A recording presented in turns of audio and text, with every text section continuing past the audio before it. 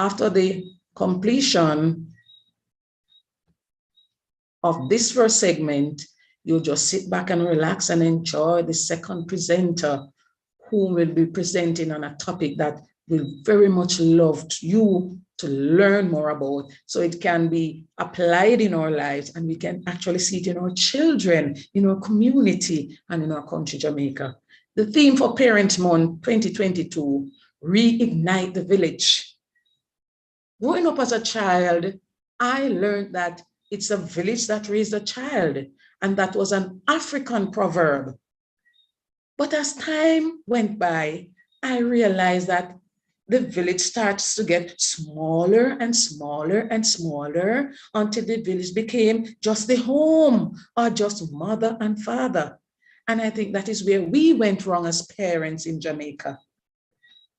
There's so much that we can learn from other parents. And so I applaud the Ministry of Education with this theme for the year, reignite the village. Because we now realize that we need everybody, every stakeholder in the village to play their part in raising and nurturing our children so that they can be citizens who can contribute meaningful to our society and the world at large. So very quickly, I want to share with you on the topic of parenting. Mrs. Stewart, you can go ahead. I'll be assisted by Mrs. Gordon Stewart.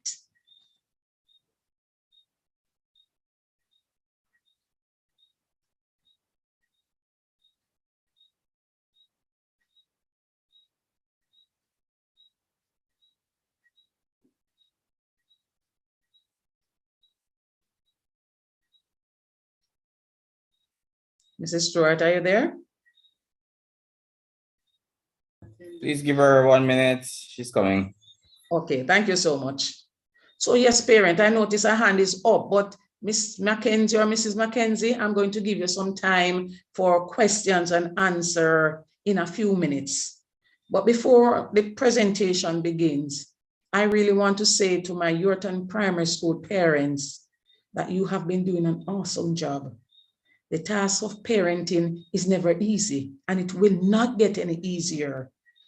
So I encourage us all to put our hearts and our hands and our feet and our mouths and our pockets together so that we can reignite this village. Ewarton Primary is just a small village of the many villages, but together we can ignite something at Ewarton that will just spill over into Linstead, into Rosemount, into Mount Russa, into Bogwalk, and all across Jamaica, where we can actually see, yes, parenting at its best. Parents, you can emulate other parents. Nothing is wrong with that, because we want the best for our children. Go ahead, Mrs. Stewart.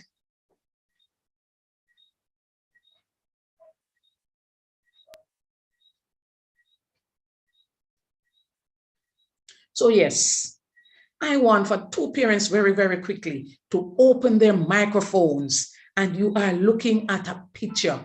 What do you see? Just imagine one day you open your eyes and you see a picture like this. What is it really saying to you? Very quickly, just two persons, open your microphones very quickly.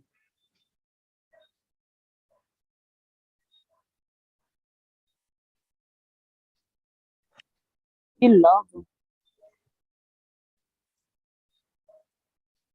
Can you repeat that for us? Feel a lovely father with his daughter. A lovely father with his daughter. Thank you. What are you seeing? The bond between father and child. The bond between the father and child. One parent, another parent, very quickly. I'm seeing the father embracing a child. Embracing his child. Do you know what I see? I see myself at about age 1 going to 2 with my daddy. I am the 5th of 7, but there was only one boy in the family. That's Uncle Garfield that most of you may know. But guess what? My father always wanted another boy child. And every time they go, boops, a girl, boops, a girl, a girl, a girl, a girl. And he continued there until he got the 7th, the 8th, and the 9th. One boy. And I have another aunt, which was the opposite. Boys, boys, boys, boys, boys, boys, boys, until she finally got a girl. And I can tell you, even though Garfield is the only boy, there was a special connection there that I could not understand until I was older. But when I looked and observed my aunt with her many, many sons, I sat back and I said, wait, it's exchanged. God had exchanged them because she was praying for the girls and my father was praying for the boys. And it went the opposite way. But whatever child you have, a boy or a girl, he or she is your gift from God. How do you treat your gift? Go on to the second slide. Thank you. Now, if your gift is your child, there are so many things that you can do. 2 parents who did not respond a while ago, tell us quickly, how do you care for that gift that God has given you? Good night. Good night. Treat them right and keep them safe. Tell us, what is it that you're going to do? You're saying treat them right, but maybe what I'm doing is treating them right, and you're saying, no, that's not treating them right. Tell me, what is your treating them right? Tell them wrong from right. Always tell them the best. And always, if they want anything and you have it, you can always give it to them. All right, thank you. Can I have another parent jumping in very quickly? Because you know what is happening now, parents? We can learn from each other. And some of the things that one parent may have been doing or have done, and it is proven to be yes, then you can try too. It may not work for you, but guess what? We can all learn from each other, because there are some things that you will have to add your little spice and seasoning to make it you. Yes, another parent, quickly. Yes, sometimes it's not about discipline and providing for them. We need to have fun with them, to play with them, laugh with them, and smile with them. Let them know that we're there for them and we love them. Thank you. If it was the nearby, I give you a high five. We need to have fun with our children. Some of our children are growing up unhappy. Miss, I don't want to go home. I can't come home with you. Miss, you always look happy and chirpy and nice. Why? We need to have fun with our children. And I'm going to share with you very quickly after the other side some of the many fun things we can do with our children, and it don't have to cost a cent. Next slide, please. Thank you. So yes, we have 4, or some scholars say 5 main types of parenting. The authoritative one, and I find myself doing this sometimes at school, you know. Very clear expectation. Boy, I did not expect that from you. You are coming from such and such a home. How did you let that happen? You have definite rules. Listen, this is it, and walk straight. You say if you ever turn or take a curve, you're in big trouble with me. But you're there and you're supportive. But the authoritarian parent now is a little bit different. That parent has very high expectations, and sometimes those expectations are way above the limit of the child. But because you see your neighbor's child or the Joneses' child are there, you think that your child should be there too. So you set the expectations very, very high. And when the child can't meet it, you bash them, and you're at them, you're at them, you're at them. The authoritarian parent also is disciplined. Straight face. Why are you laughing? I give you any joke? that parent is also unsupportive. So listen, I said it this way. I happened to have an incident sometime last week where the child came to me and said, Miss, I can share something with you. Mommy keeps saying that it is BCG.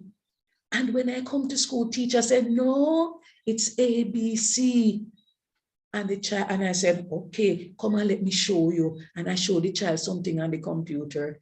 And the child went back and said, Mommy, you know that I went to Miss Christie and Miss Christie said, teacher was right, it is ABC. You know what the parent said? Well, go on back to you, Miss Christie. Any problem you have, make Miss Christie and teacher tell you. I learned very early at school with my children. Teacher say, and when they can't talk properly, teacher is Lord and God and gospel. And that is something we try to break out of them a little bit. But guess what? Teacher already knows the content. Teacher went and did her research. But sometimes, yes, parents, you're right. Because you went and did your research too, and you may find a little bit more. But don't throw hands at the child and tell them, go. And me nah do not more for you. I mean, nah help you more. And then you become unsupportive. Anything you want to do, well, I'm going to make your teacher do it for you. No, we are all here and we are all a part of the village. So teacher will do her part or his part. Mommy and daddy do their part. Auntie, uncle, grandma. I was privileged to grow up in a big family. I had grandmas and grandpas who would sit and help us with reading in the evenings. I have grandma and grandpas who would sit and make sure that the homework is done. When mommy and daddy at work are gone to the market or have other chores to do, we have supportive parents and extended family members. And that is where we need to get back in the village. I am quite aware that some of us really don't like the openness with our children, you know, because some persons only pretend to be. So Miss Christie is not telling you to open up your child or your children to every and anybody. No. Be the detective. Do your investigations first. And then you do it little by little. The permissive parent has very low expectation.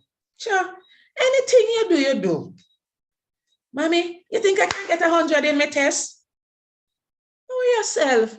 This is 10% you do, and that you can do. Come on, we are going to help to lift our children. We are going to try to help to lift their self-esteem too. Guess what, Sam? I know that you may get your 90 or your 80, but guess what? Let me help you and we try aim for the 100, no? The permissive parents also have very, very excessive responsiveness.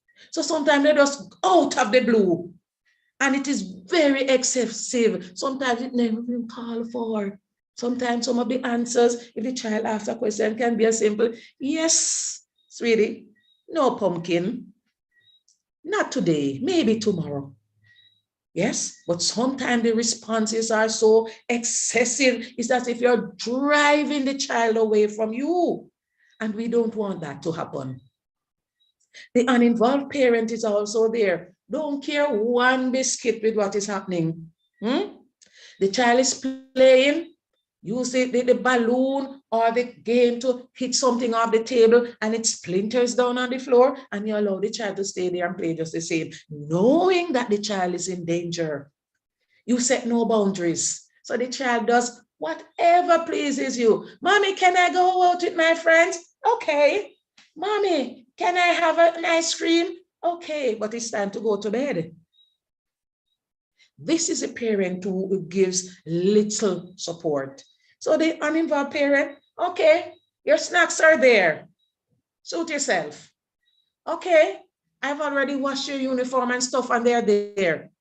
Hurry up and finish your homework and put it in your bag, because you don't have time to check that the homework is done, and you didn't even check to see that the homework is correctly done and signed to it. So yes, We have all these types of parenting, but I am going to suggest one for us, and we are going to try to emulate some of the character or the characteristics of this parenting. The authoritative. Yes. Set clear expectations for your children, and you sit with them and let them know what you expect. Parents, budget tight nowadays. Sit with them and let them know what is it that you can afford and what you expect of them. So Sam, I can only give you the $350 for your lunch today. But guess what? I am going to do a nice banana bread, and I'm going to put a slice in your bag and a nice bottle of lemonade, and you're going to have that for your break. I do not want you to go to school and beg. Clear expectations? Yes. You tell them what you want and why you want it. Because in the decision making, the children should be a part of it. Help them. Let them help you to set the rules. And listen now, Sam, you sat with me and you said, this is this. And if you don't do it, mommy, this is the punishment. Yes, Sam, you sat with me, remember? On September 11th, on Monday afternoon, we sat and we discussed all of this. Do you remember, Sam? Did you say that if you did not complete all of your work, so and so and so? All right. Did I agree that at the end of first term, if your grade is a B+ and above, I am going to reward you with this? Okay. Now this is your reward. So you're going to set your rules. When it's time to go to bed, yes, when it's time to get up in the morning, and you help them. So it becomes a part of them. It becomes a habit. We keep doing it over and over and over. And very importantly, parents, we are going to model for them. Let our children see us doing what we expect of them.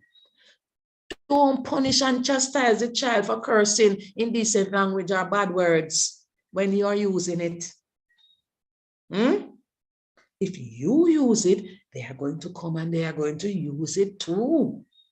And they are going to use it in an audience that will make you feel very upset and mad at them. Well, guess what? You use it sometimes too in their presence. So we are going to model for them the behaviors, the expectations that we want from them. Continue to be supportive. I go out time after time at different sessions, parenting session, girls' day session, mentoring session, and I boast about my Ewarton Primary School parents. Why? I believe that you are one of the most supportive group of parents I have ever come across. I know that times are hard, but I know when we ask, it is done. And if it is not done, I have parents who will call and say, Miss, I cannot do it this time around, but next week, Miss, it wasn't possible at all because I didn't prepare for it. But guess what? As soon as I can, I am going to live up to my obligations. And I applaud you. Good job. Continue to be supportive to your child or your children, because other persons are out there who want to be in that role. And we don't want persons like those to take over your role as parenting. So parent and model, because guess what? When they become older, yes, I hear boys saying, I am going to be like my father when I grow older. And yes, they are.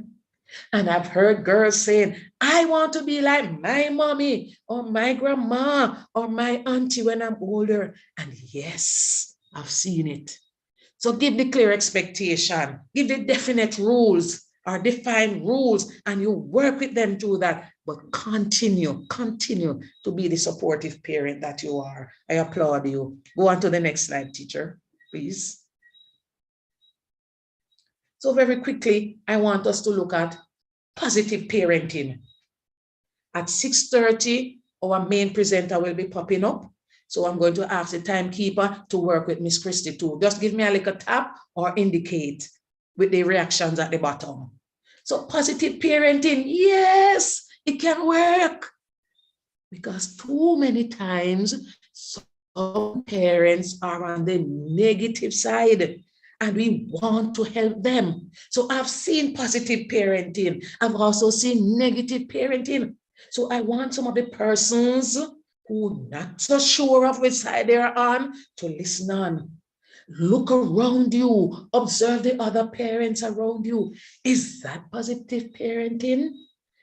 Can I try some of what I see them doing and it's working for their child, for my child? Can I do some research on positive parenting and get some help? Yes, you can. Positive parenting works with children's strength instead of picking on their weaknesses. So instead of telling the boy, boy, look how long I'm sitting with you. And oh, no, you can't spell boy. B-O-Y, boy, B-O-Y. What's wrong with you? That boy may be able to draw very well. So, okay, Sam, come here. Here's your paper and your pencil. Give me a picture of a boy. And Sam, hurry up and draw the picture of a boy. And you know, okay? I realize you're having some little issues trying to spell the word boy. Let me help you. B, write it down now, Sam. And you're there coaching him. Yeah? So instead of picking on their weaknesses, look at their strengths and work with it. Positive parenting understands children's developmental needs and respond appropriately. Yes, and this is another topic that I think I want my parents to be engaged in, the developmental needs of children, because you have to understand, two parents, that even though your Sam is 6 years old, and Sally is next door and she's 6 years old, she's doing some things that Sam is not doing. Yes, it may be an issue. But guess what? You have to work with your little gift, Sam, and help him to reach that level where he should be. And if you realize that Sam is not at that level, find help. There are many, many ways in which you can get help. I am so happy for Google. Anything, no, you Google, but you have to be careful of the sources that you use. You can also ask other persons. When you take Sam or little Sally to the doctor, you ask them questions too. Doc, you know, say Sam is 6 and Sally is 6, but Sam not doing some of the things that Sally doing. Okay, so what are some of the things that you see Sally doing that Sam isn't doing? And you start the conversation. And I'm sure that your doctor or your pediatrician parents, your child is under 12, get them to a pediatrician if you can. If not, make yourself available at the health centers or the clinics and you talk to your doctor if you see a need. Positive parenting recognize, rewards, and reinforces positive behaviors. Oh, yes, we need to reward our children. And guess what? Sometimes the reward don't cost a cent. Mommy have paper and pen and markers. Make a nice card and put it beside Sam's bed or in the morning when Sam get up for breakfast and say, I love you. Wow. That will make Sam's day. Sam, you did a good job breaking up the leaves for me. Wow, you're awesome today. I have a godson, and everything that boy talks about is awesome. Awesome. I am awesome. My mommy is awesome. When I read, mommy says it's awesome. When I write, mommy says it's awesome. Yes, man. Positively reinforce and reward your children. Sometimes it doesn't take a cent. Pick a nice rose from the garden. Sally? Wow, you did a good job. I really appreciate it. Wow, you spread your bed. Wow, awesome, excellent, wonderful, marvelous. And you find all of those nice positive words to reward or recognize their behaviors. Now, when they do something that you don't really like, don't do it in public and at them. Take them aside if needs be. Sometimes, parents, you need to do it publicly, but not all the times. So sometimes you take them away from the crowd and, okay, Sam, what you said a while ago was inappropriate. No, it was not the place and the time. So I'm going to ask you to go back out there and you're going to apologize to the persons who are there. Now, when you get little Sam at home, you sit Sam down and try to make Sam understand why it was not appropriate or it wasn't the right thing to do. Sometimes we bash them. And guess what? When we bash them openly in the public, they go into what we call a little shell. And they hardly speak. They hardly respond to you. Sometimes it is a shoulder move or a head nod or a head shake, and we don't want that. We want them to open their mouths. Yes, miss. Yes, mommy. No, daddy. Thank you. Okay, mommy. Okay, daddy. That's what we want. And remember again, parent, we model for them. You can't be too big to tell your child that you are sorry or you did something wrong. Because sometimes when they go out and they see how others behave, they say, wow, that means my mom had said something wrong. Daddy did something that was wrong. We are not too big to apologize. And I want you to check on my little ones at school, because Miss Christie will tell them over and over, I will apologize. Yes. And guess what? When you apologize, your child see you as a big man, the big person. Yes, there's nothing wrong with apologizing. All right, I'm seeing a note here from my special guest that she is here and she's ready. So my co-assistant, Mrs. Stewart, I'm going to ask you to cut my slide just now. Yes, and Ewarton Primary School family, Mrs. Peter Gay Morris, a representative from the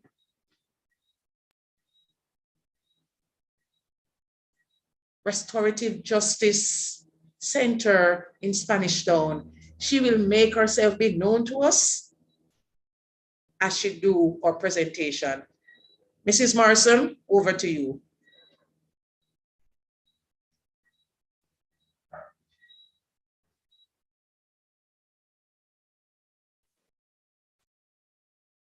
Hi, pleasant good night, everyone. Good night, Ewarton primary parents.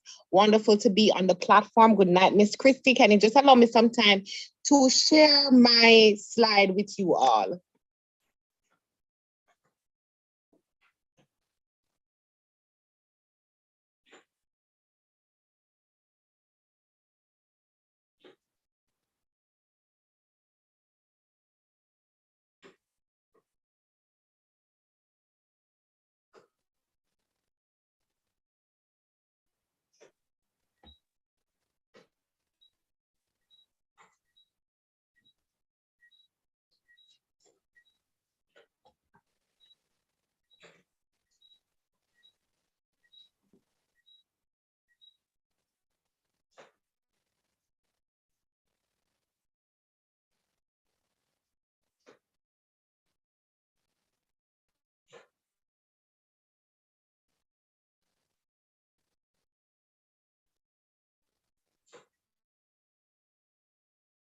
Have sharing privileges been given, Miss Christie?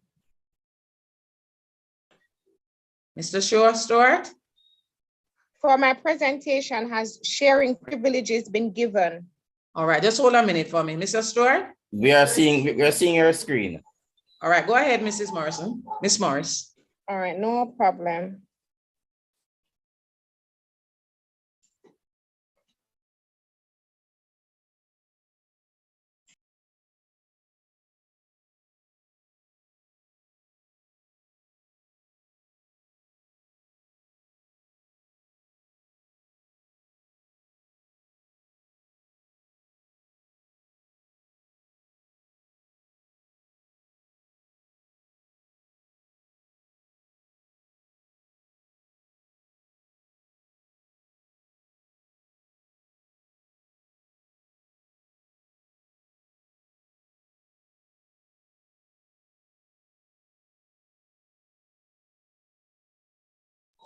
So yes, we also have Miss Samantha Webb, who is assisting also from the Restorative Justice Office in Spanish Town. Thank you for joining us, Miss.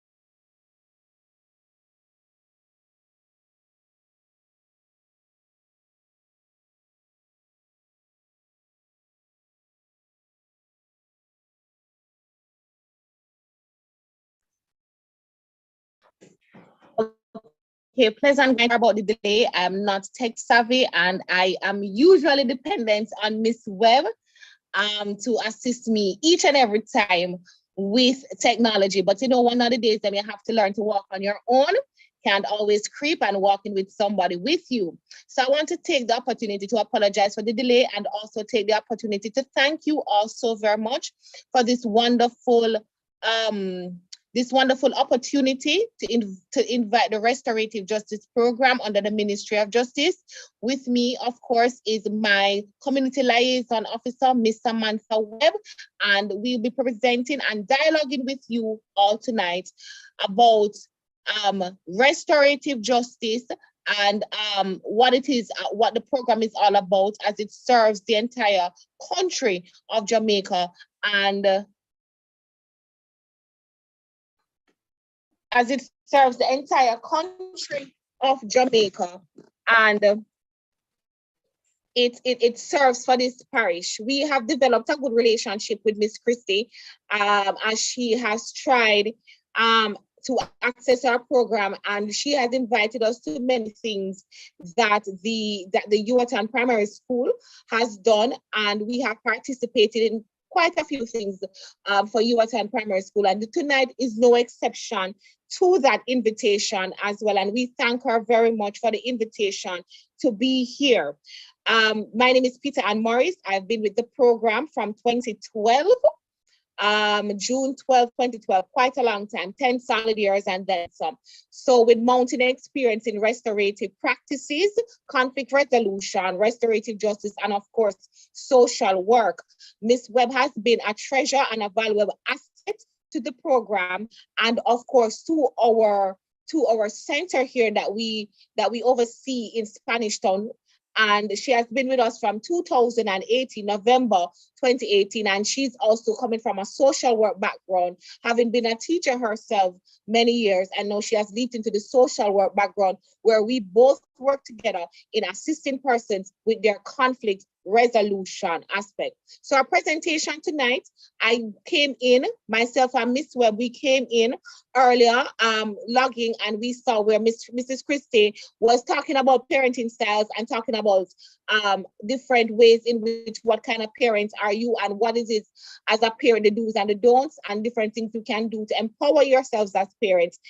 Empower yourselves as parenting group, parenting association, parents club for your students, because a strong parenting group also reflects as a strong support for students.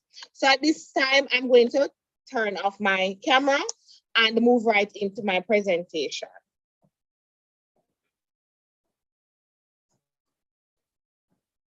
It doesn't stop again.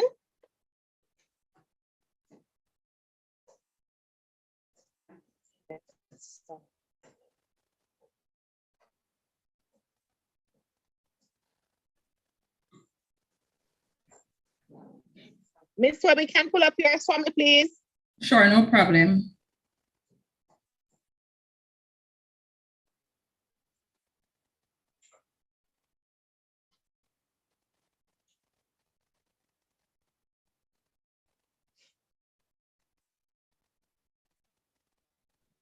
Are you seeing it? Everybody's able to see the screen? I'm seeing it, Sam, from current slideshow. Sure.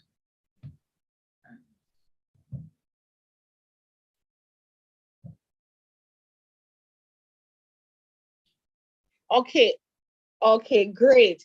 So as a part of the celebration of Youth Month, and I'm glad both celebration for Youth Month and Parenting Month is in 1 month, as there's been a lot that our country has been going through, I think no more than ever over the years of the acknowledgement of Youth Month and Parenting Month and Parents Week and all of these things, no more than ever you see where it is so important to have this core element represented in our culture, in our society, and what we are going through right now.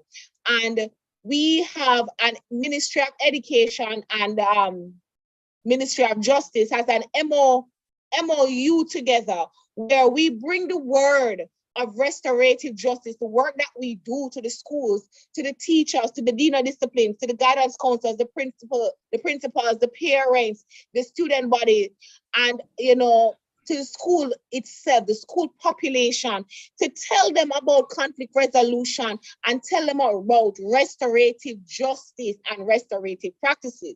So on your screen here, you see some key words, key defining words, key elements of what is restorative justice. What is it about? You see the word restore. You see the word healing, forgiveness, justice, reintegration, support, and of course, community. And when we're talking about communities, there are 2 other words that are important: relationships and peace. And next slide, Sam. When we talk about restorative justice, relationships are very important. It is the cornerstone of what it is that we do. So as the definition is, restorative justice is a process. And when it means by a process, coming in from the point of telling us about what your conflict is, what is the issue that you're having, to the type of relationship you're having with the person, and taking you all the way up to the point of meeting with the person and all the way up to see if there's a resolution between yourself and the person. So by a clinical definition, restorative justice is a process whereby all the parties, everybody that have an issue in the incident, come together with a stake in a particular offense, come together to resolve collectively. Everybody has a voice, everybody's involved in the dialogue, everybody's involved in the solution. So they come together to resolve collectively how to deal with the aftermath of the offense, how to deal with the aftermath. The offense gone already, So how it is that we who are left standing, we that are involved in the incident, we who, whether right or wrong, we the victim and the accused, or we the victim and the offender, whether that victim is a child or the offender is a child, how we now left with the aftermath of this, how is it that we are going to deal with this in a positive way? And as it says, and its implication for the future, which means that, yes, the incident happened already. We can't turn back the hands of time. We can't even take it back. However, we can do something about ensuring that this incident does not repeat itself, and that for all future upset and hurt, we try to figure out how it is that we are going to minimize that.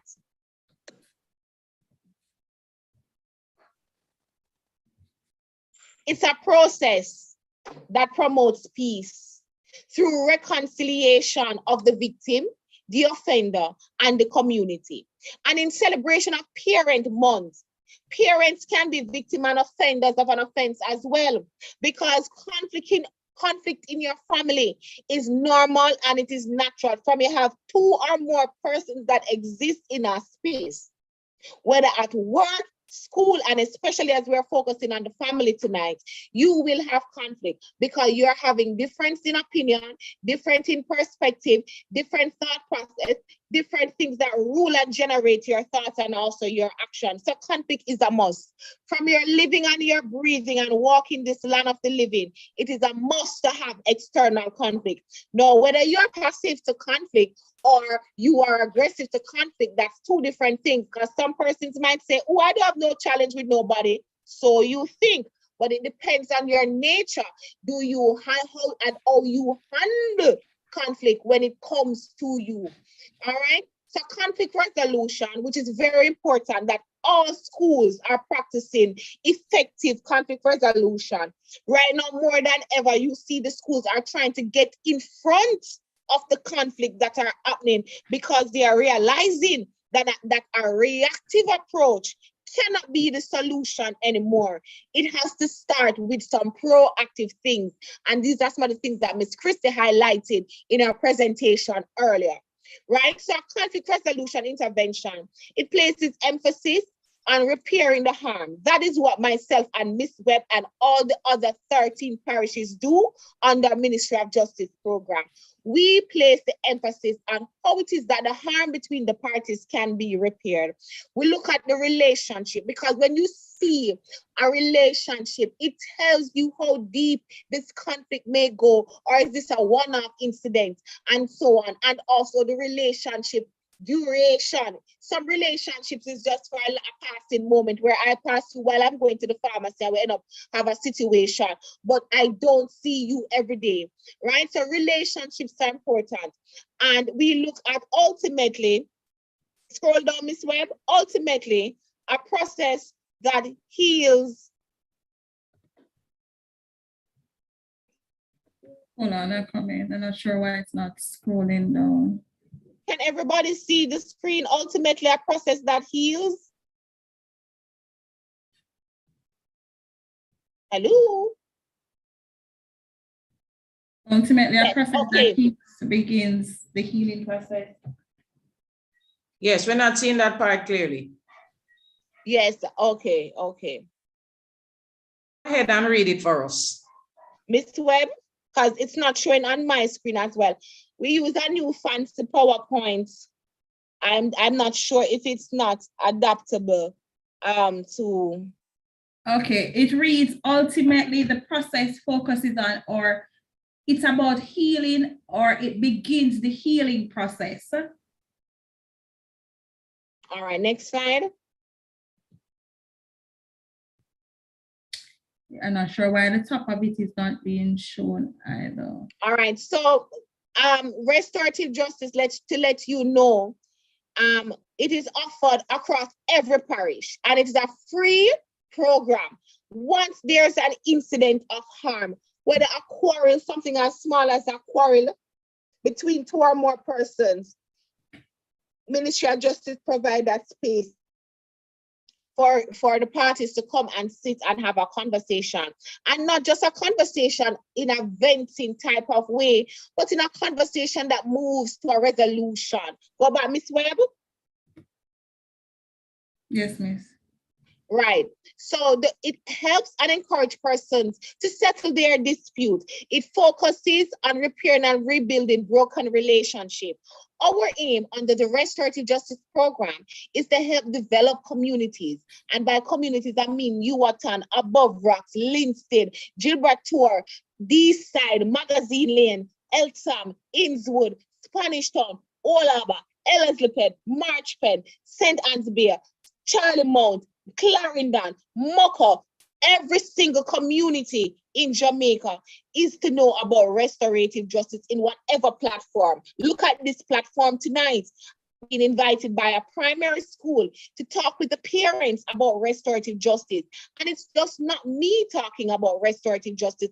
Ultimately, those of you on the platform can educate someone or inform someone about this free $0 program. $0 program where two persons having a conflict and they need a third-party intervention to help them settle that conflict.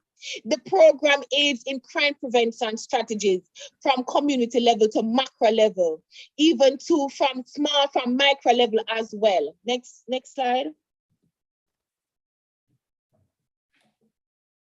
So in a very simple way, restorative justice is a conflict resolution tool.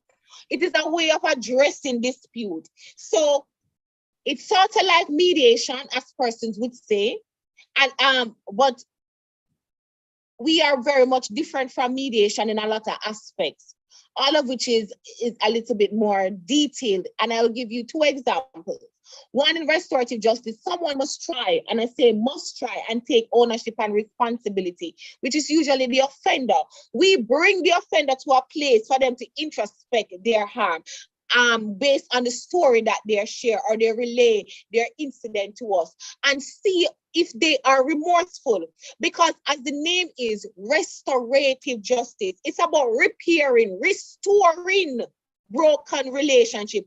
This relationship that has been damaged and needs repair. How it is can we bring the 2 persons together to sit down in an amicable, peaceful setting, in a peaceful way, to talk about restoring their relationship and settling their dispute. So as it says in the last line, and then we'll move to the next slide, it brings together persons who are most affected, the persons who have been impacted and affected, to talk about what happened and see how best. Note it says, see how best, because after all, we are dealing with real people with real emotion, with real feelings, and how and real perspective, with different personalities, characteristics, and character flaws.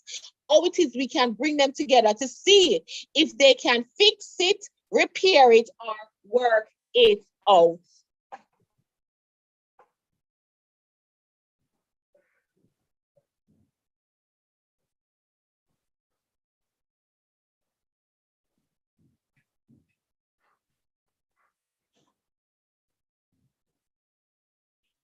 Slide, we'll be looking at harm focus. RJ, restorative justice. It's about harm focus.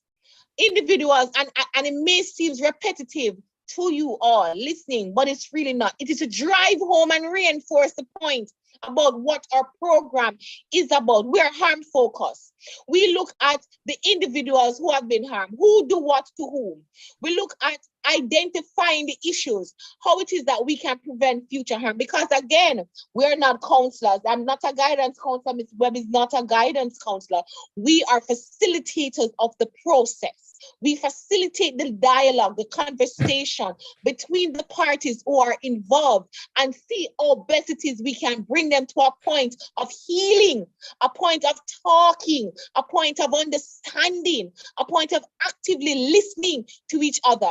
Which brings me to the next point below that speaks about engagement, how it is we can engage them through a voluntary facilitated dialogue process.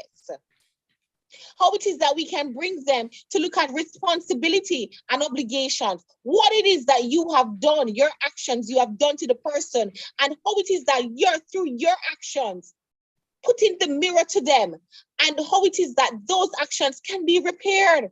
Is there an agreement that you and the victim can have to come to some resolution?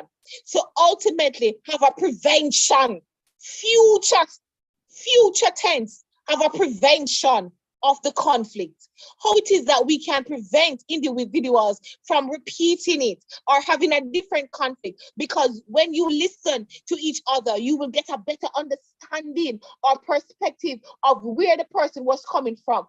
And it's not easy, you know, for some persons who are restorative already, the process is a little bit easier for them. But for others who are hurt, bitter, angry, the process takes some time. But ultimately, these 3 pointers are key in the restorative justice process. Looking at the heart, identifying it, engaging the persons involved, seeing if the person is willing to take some responsibility or ownership of their actions, looking at how it is that they can repair the harm, and of course, prevention. What's the solution? How it is through repair and prevention we can arrive at a solution and not have an implication for the future. Next slide.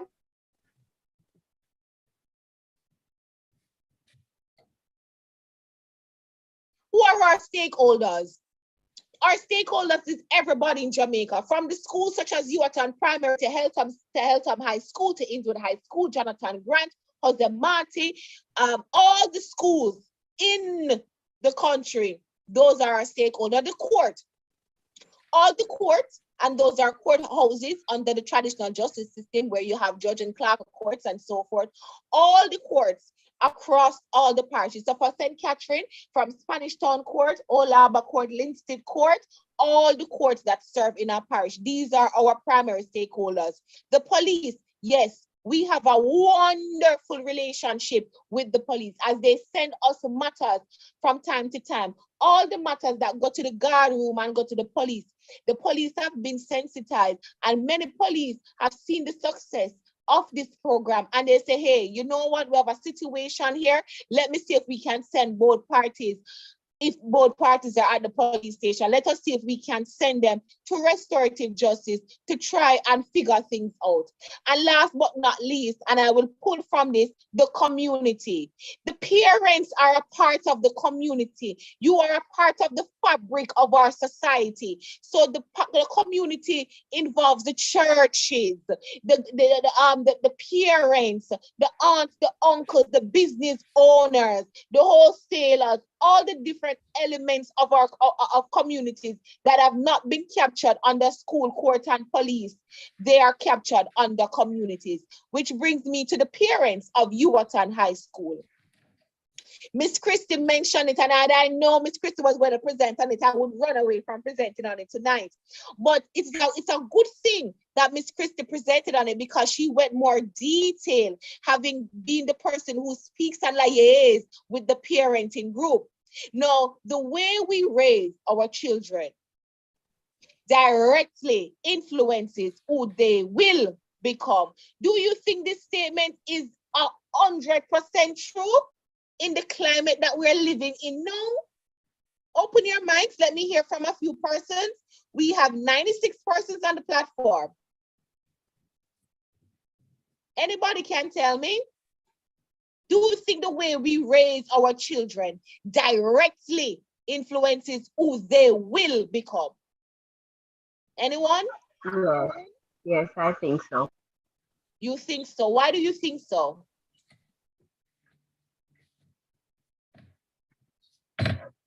If you care to share.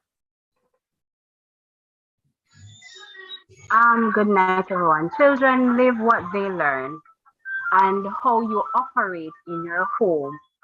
Sometimes the children are influenced outside the home, Yes. straight from what you have taught them, but at the same time, they still have in the back of their mind or the forefront of their mind what the parents would have taught them. So even if they stray a bit, they still have that. The Bible talk about train up a child in the way he should go, and when he becomes old, he never depart from it. So whatever you teaches your child in the home, that's what they are going to put out in the future. What's your name? What's your name, parents? Cameron Newby. Miss Newby, well said. And I totally agree with you. And I like the fact that you provided the flip side, that society also influences our children. And I like where you added the very crucial point that sometime in the back of their minds, they know that what their parents taught them is what it should be. But a lot of times, which brings me to know, next slide, Miss Webb, a lot of times our students get caught up in the outside influences, and the influences outside sometimes becomes greater than the influence of your parents, because it takes a village to raise a child, and you have to ensure that your village, in your home, the church, the schools, the strong family bonds, the mentorship, those things are greater than the other village, because the other village is the social media, the TikTok, the Instagram, the friends, and they sometimes have a greater impact on the child than what you can have, because in a fidel mind, boy, mommy, and you want to be a part of. Children like to be included. They like to be involved, whether for the good or for the bad. They like to be involved. So the more parents can get their children involved in positive interaction and connections, it is better than having them involved in the not so positive things, because this is the thing with parenting and for youth, man. Connections over correction. Let me repeat that. Connection over correction. Having strong connection and having strong bonds and relationship, and as Miss Christie said in our presentation about positivity and positive influences, is better than correction. Sometimes the correction is too late, right? And so I want to say to parents that it takes a village to raise that child. Parents, big up your village, make your village be seen and felt and known, because conflict happens in families regularly. Every single day, between mother and son, son and mother, father and daughter, daughter and father, auntie and cousin, cousin, you name it. And a part of family is the biggest influence in life. Family is the cornerstone of society. Let me tell you that. It's where you come from. It is where the first socialization come from. It is where love comes from. Sometimes it is where hate comes from. It is where your growth comes from. It is where sometimes your stunting comes from.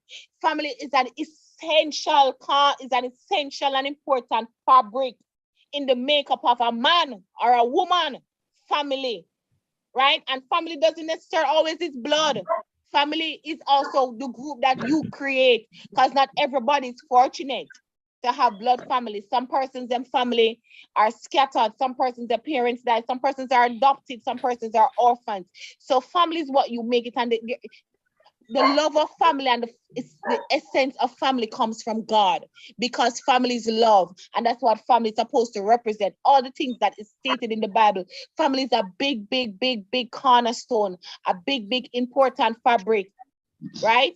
Family is what they call, if a egg, it's in the red, family, that everything comes back down to family. If someone happen to, if your child get licked down tonight on the road at 8 o'clock, you got here, where mother did there? Where father, they said nobody at the yard. First thing you're gonna hear brings back to family. Anything happened to a child, so one to the mother, one to the father, bring it back to family. If this person out the road and them are 19 years old and them not have no manners, then I say your mother did bring you and grow you. Everything goes back to the home. Everything goes back to family. So best believe, parents of Ewarton Primary School, family is important. So when the family breaks down, society breaks down, when parenting stop and you have permissive and uninvolved parents. When parenting breaks down, society breaks down. Because guess what? I am at home and I'm teaching my child discipline, and you're at home and you are uninvolved. Some parents are what you call barrel parents, because they're not growing their children. Them children is growing themselves. They are foreign sending the money. Their children have no boundaries, rules, set limitations, or nothing. These children are just living. And when you have that happen, society breaks down. These are the children that grow up to become adults. All right. So in parenting, connections are important. Relationships are important. It's good to have good relationship. You can be a strong parent and maintain a positive relationship with your child. Relationships are important. Trust is important. Different parenting styles are also very important for discipline and addressing conflict when it arises. So all I will be doing on this point is just firming up some of what Miss Christie mentioned, the different types of parenting style, and giving some parenting tip as we look at restorative justice.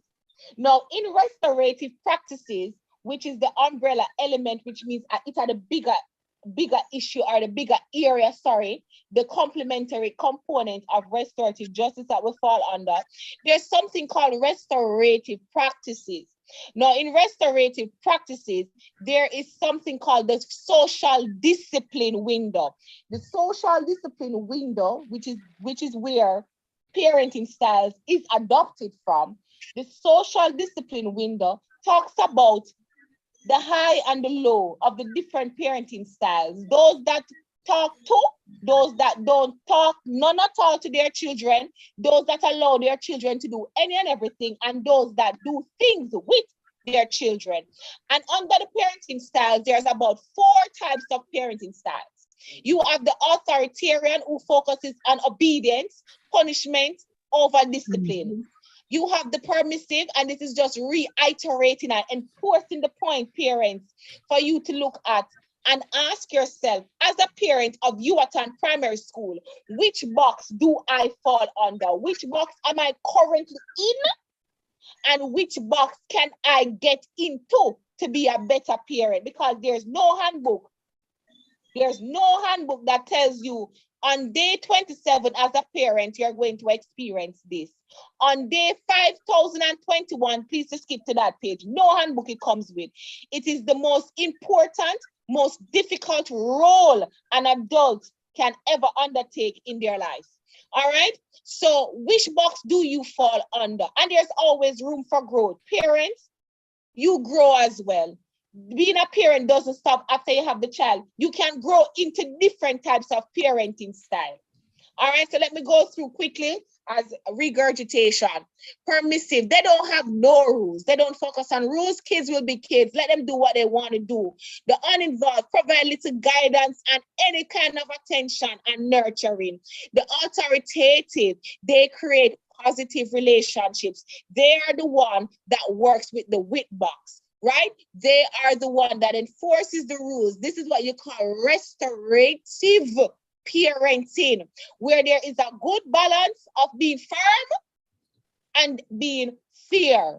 And firm provides the control, where you set boundaries in your household and you have control. You know what time your child is supposed to study, what time is dinner time, what time is study time, manners and respect, and all these wonderful things that we teach our children and courtesies. Those things are firm in your house, and you're also fair. Should the child fall short of these things, how it is that we can still have a balance, high encouraging, high supportive, and nurturing kind of relationship. So an authoritative parent, their expectations are very high. They're high on being firm, authoritarians. They're high on being firm, and they're low on being fair. Permissive, they're low on being firm. They ever anything go, but they're high on being fair. Well, he didn't have a candy last night, you know, so I'm going to give him one tonight. Even though him don't brush him teeth, him don't do the homework, you're still giving him the candy. The uninvolved, it's neither here nor there to them. They're both low on being firm, and they're both low on being fair. Authoritative, these are the parents that we want to be with, where you're both fair and you're both firm. And when we look in Jamaica right now, sometimes I sit at my desk because we work in the schools. We are parents ourselves in different capacities. We're aunts as well, and we are sisters as well. And when you look in society,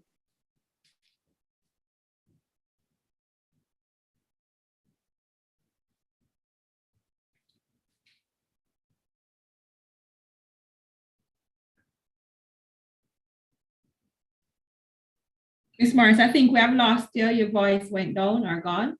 hold them head and say, Lord God, me can't bother. Then if everybody do that, what is left for the future? Nothing. Chaos.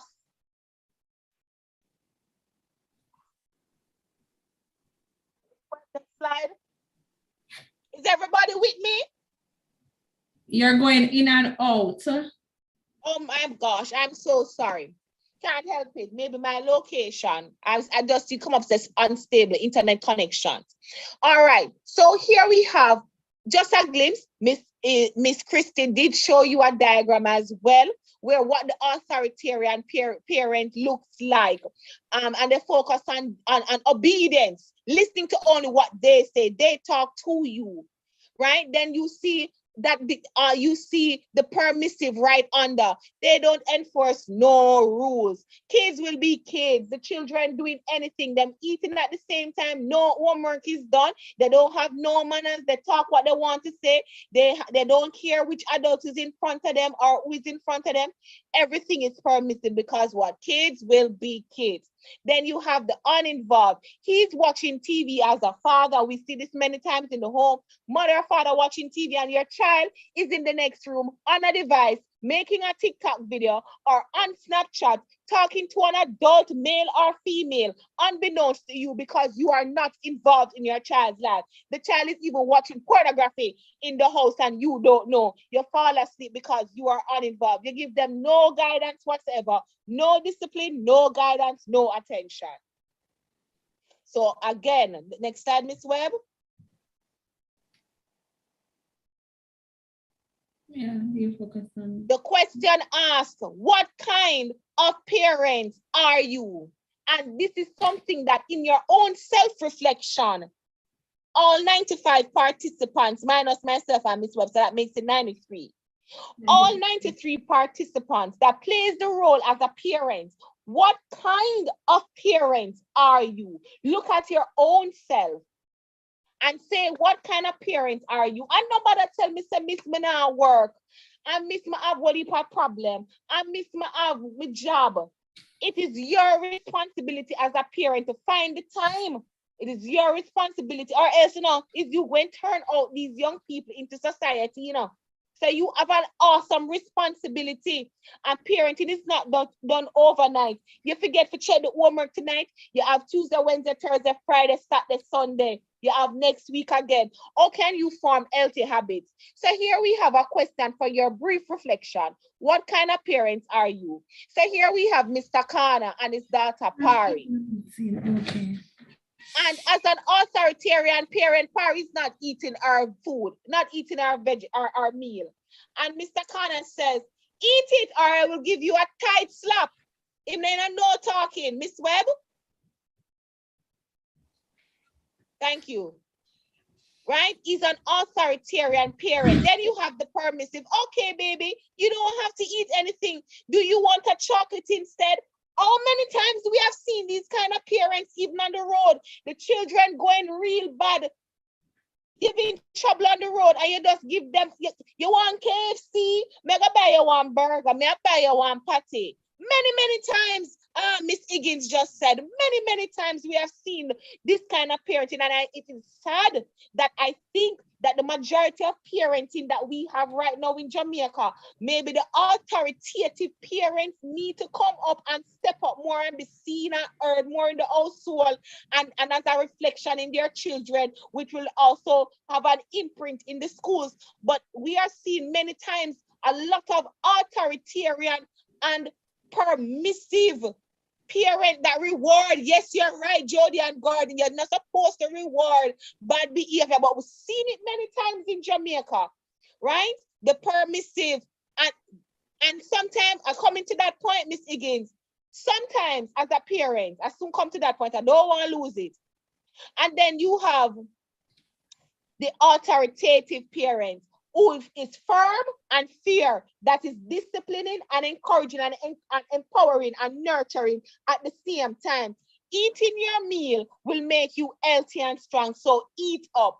No, this parent is letting you know that you have to eat your food because they need your health, they need your strength, and it's good for you, right? He's not doing any other parenting style. But I can say this, because disciplining, and this is a social discipline window that is universal, even as supervisors, you can look what kind of supervisor are you. From time to time, we all swing from the different pendulum. From time to time, we all swing, depending on the situation. Sometimes it needs to be permissive. In your mind, you are thinking, but I'm going to show you where's the right place to be. Sometimes we need to be authoritarian. Sometimes we need to be uninvolved. But the best place for you to be is authoritative, firm, and fair. You can still show, you can still make them have the chocolate, but you say, guess what, as a firm and fair parent, when you finish eating your meal, tomorrow night, I will grant you a reward. Tomorrow night, I give you the chocolate instead of tonight. Tonight, when I eat after dinner tonight, tomorrow, I give you the chocolate. That is firm and fair. You are still firm and you're still fair. So sometimes as parents, yes, life happens to us. We come home, we're tired, we're miserable, the boss give you a warm time, the taxi take long to come, rain come and wet up your shoes, the bill not pay, you forget to buy the 2 pack of curry to cook the chicken, all kind of things come at you. But remember, parenting is not for a day, it is for a lifetime. So each day you are to improve on the type of parent that you are, so that you can always, in reflection, realize that you are in the authoritative kind of parenting. Next slide. So I want you all tonight to think about, Miss Webb. Miss Mars, I'm trying to change the slide. I'm coming. Oh, it's stuck. Okay, great. Well, the slide is stuck. It's not moving anymore. So from time to time, we want to look at what kind of parents we are. And I heard Miss Christie was giving some pointers and tips on how to parent positively. And I just only want to add to the toolkit of what Miss Christie have there. I won't be changing anything. I won't be minusing anything. I will be adding. So if we hear a few things that sound like repeat. 5:15.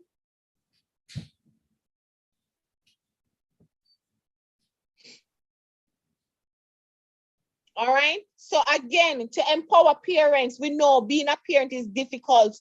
When family conflicts arises or a child does something wrong, we know it is hard to respond in a patient way.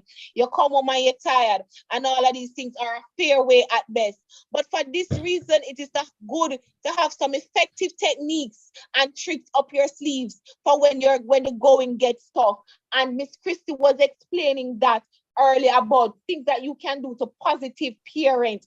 Again, parenting is not for a day, it is for a lifetime. So there's always room for improvement. Even at 40 years old, 35 years old, you are still a parent. And as your children go up, do you know that your technique and your parenting style ought to change, and your responses and your interaction ought to change as your child grow. As your child grow, and you as a parent need to grow as well. So when your child was 10, and you were probably more authoritative that time, and telling them, go brush your teeth, go do this, and you're talking to them. When your child is 35 and them married and them have their own life, you cannot talk to your child. You can't talk to your adult child. You need to talk with your adult child. So as your child and your children, they grow up, you need to improvise, improve, and strengthen and change up your parenting style different times, because parenting is not an easy job. All your parents are boys, sometimes it's very different than all your parents are girl. Discipline for both should remain the same. But as with society where we live, our norms are not like those in Switzerland or in Iceland or low crime rate society. So for boys, where we see murder in our country being very high, and the statistics show that it's more male than female, the parenting has to feverishly firm, man. Feverishly firm. It has to be intentional and purposeful, or we're going to have no men left in our society. All right. So some tips for strengthening your family life as parents, your relationship, even with your nieces and nephews, your family on a whole, and building trust, because a family that have trust, when situations that are bad happen with a child, it is easier to overcome. Not that things won't happen, but the journey is a little bit easier because that family have good connections and good relationship and good bonds. So quickly, going through it, strengthening families and building trust, you want to improve your communication. Listening and speaking is so important. A lot of times parents, all we do is speak. We don't listen to our children. You don't ask them for their opinion, recommendation, them viewpoint, them perspective, how them feel about nothing. You tell them. You don't have a conversation with them. You tell them. The more you involve your child into having a perspective or an opinion, is the more it makes your child, it does so many things to your child that you cannot believe. It improves their confidence. It improves their dialogue. It improves their logic and reasoning. It improves how them look at strategies and perspective. Without even you recognizing it, it puts your child at a greater advantage for when they are getting older, to have reasoning, empathy, and self-esteem, and so many other characteristics and character attributes when you engage your children. Listening and speaking. Sometimes if you listen when they say, Lord, mommy, I know you're miserable. And a lot of them tell you sometimes it's true. Sometimes you're miserable. You're not supposed to beat them because them tell you say you're miserable. Lord, mommy, every night you come in, you're quarreling. Mommy, what's up? Them will tell you something what them observe about you to take it. Well, it might not sound like what you want to hear. Because trust me, one of the hardest nuts to crack is a Jamaican or a Caribbean parent. One of the hardest Caribbean parents, Jamaican parents, we don't like correction. We don't like what our children tell with the truth. But guess what? You have to be willing to listen and engage and speak. Be inclusive. Include your children in different things.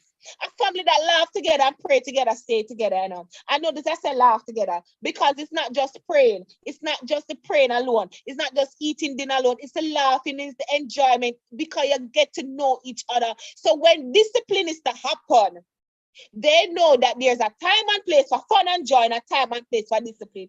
So a family that laugh together, play together, discipline together, listen to one another is a good family, is a stronger family than a family that does nothing together, only negative things and bad things. Can you imagine in a family, which is happening to a lot of our children, that you don't have not one great memory? All you can remember is beating every day, bullying every day, intimidation every day, verbal abuse, physical abuse, sexual abuse. My God, that's a horrible trauma to carry as a child with you into adulthood. And that adult is going to meet another adult. And those two adults are going to come together. Can you imagine? We have a lot of bruised and scared and scarred people that are going through traumas right now. Even us as parents, we have traumas that we too have to fix in order for us to be the best self to our children and to ourselves. Parents, give yourself a chance. Give yourself some grace. None of us is perfect. Mistakes were made to be made. That's the only way sometimes you can improve and learn and reflect from mistakes. As Einstein said, he didn't fail. What is the saying? Miss Webb, remember it? Einstein said he never failed at all. He didn't fail 1,000. Well, he failed 1,000 times and still never give up. He continued to try until he was successful. Einstein said that he didn't fail 1,000 times or to learn to put in a light bulb. What he learned is 1,000 different ways or not to deal with a light bulb. So if you look on your failures as failures and not as encouragers or encouragement, you're going to be stuck in one parenting style parents and you won't be able to move because our children need us. Our children right now are dying, not necessarily physically, but they are dying because the home has failed them. Society failed them, right? So you need to be present and active. A lot of parents go to the permissive style and the uninvolved style. A lot of parents are not present. They might be in the house, but they're not really present. Their presence is not even felt. They're not even active. They're passive parents. Similar to a relationship. You're in a relationship, but you're lonely. How can you be in a relationship with a man or a woman and you're lonely? Then might as well be by yourself. Because if you have somebody else there and you're lonely, that means they are not active and they're not present. Right? As parents, it's the same thing. Be present, be active, be seen, be heard, be intentional, be purposeful. Be empathetic. A lot of our young people don't have no empathy. A lot of our young persons that we have here, we are growing. I don't know if them leave the empathy at the primary school gate or them when them going to high school, them leave it at the high school. When them come out to high school, them leave it at the school gate. A lot of young people have no empathy because the world that we're living in, this generation, me don't know all the button drop. They do not demonstrate a lot of empathy. This generation is the Me Too generation. Everything is me, me, me, me, me. This is the most selfish generation God has ever made. Everything is about them. This generation doesn't believe in working hard, They believe in working smart. They don't believe that they should work after 7 p.m. They say work ends at 5 or 3. I'm not doing it. This generation say, why you don't ask Miss Christie to do it? This generation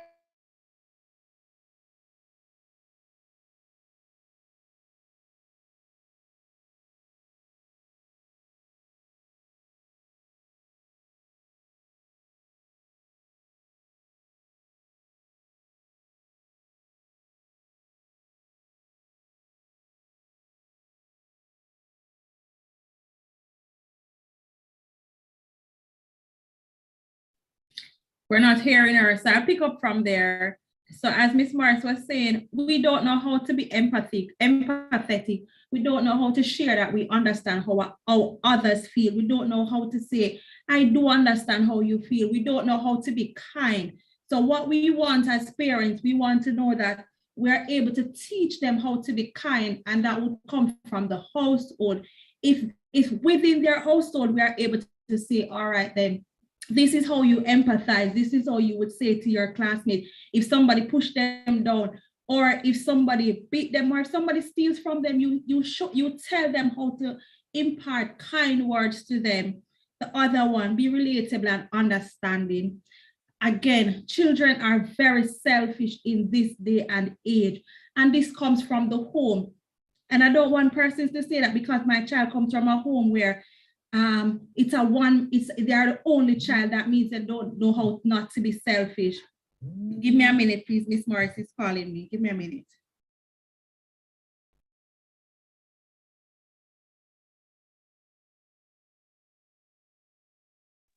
All right, so relatable, they must be able to understand how their peers feel, how persons within their age group feel. So they must be able to can understand and relate. Also, discipline with care. Many of us used to the beat and the stick and all of these things, but discipline can come with different measures. When we're disciplining them, tell them the reason for disciplining them, tell them the reason for the punishment, explain to them why is it that they are being punished. Also, make time for them. As parents, sometimes we can't be too busy. Find a day where you watch a movie together. Find a day where you can do something fun. Go to the park, take them to the beach, take them to the zoo, make time for them, because if we as parents don't make time for them, trust me, you're going to have other persons who are introducing things to them, and they will feel that, oh, that's love. Mommy not doing that for me, so okay, let me try this. So if we make time for our children, if we make time for them, then trust me, that's how you strengthen and build your family relationship and trust. Also, you boost the self-esteem. Again, children are unkind. So, for example, your child might not be the prettiest of child, or your child might not be somebody who is very slim and slender. But if you tell them every day, so them big and fat and all these things, and you tell them so them ugly, how you think they're going to feel? You have to tell them and make them feel love. Tell them, oh, you're a bright girl. Oh, if them get 85 today, you know them can get 90. Just tell them, say, here what? You can do better. So come on, we're going to study more. What is it that we're going to do so you can boost your self-esteem? Because trust me, children are very soft. And once we deter their minds, when we tell them things, there is nothing or nobody else, because they're going to say, if my parents can tell me that, when we expect strangers out the road to say. So come on, we have to boost their self-esteem. Let us show love, not only by words, but by our actions. Our actions must say a lot. Our actions must speak for itself. How do we show love to our children? What is it that we can do to show love to our children? Also, be flexible. So at times I might do it this way. Be flexible. Don't just stick to the way because our parents grow us like this. We're going to think that, oh, in this day and age, we're supposed to grow our children like that. Trust me, we're dealing with different set of children, different eras of children. So guess what? We have to be flexible in how we approach these children these days. Be a good role model. Very much important. We can't say we want our child to be like this and we're not living up to their expectations. We're not being a good role model.